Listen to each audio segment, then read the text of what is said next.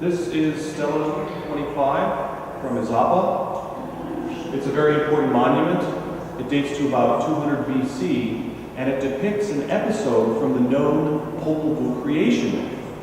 Now, the Popol Vuh creation myth was recorded in the 16th century, after the time of the conquest, in Guatemala by the Quiche Maya leaders.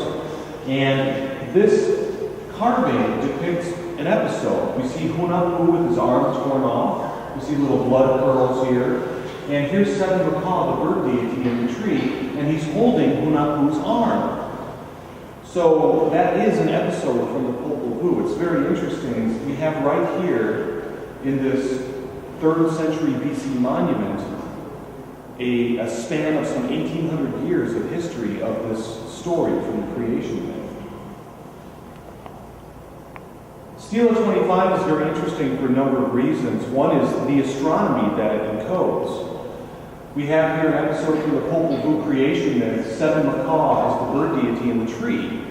Seven Macaw is the Big Dipper. And at Izapa, the Big Dipper rises over Takanal volcano to the north. Here we have the caiman on the left, and the caiman represents the Milky Way. And at the bottom of the caiman, we see its head.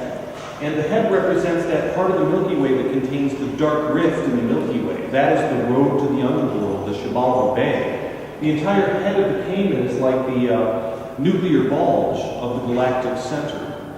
So we actually have like a polar sort of cosmology being depicted in this monument, with the galactic center at the bottom and the polar center at the top.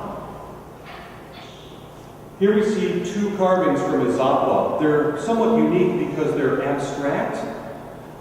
Here we have what looks to be a phallic breechcloth that would be worn by men. So it's symbolic of the male principle.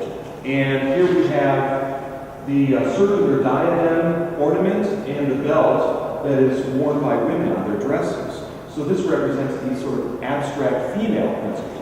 And both of these monuments were found side by side in Group E.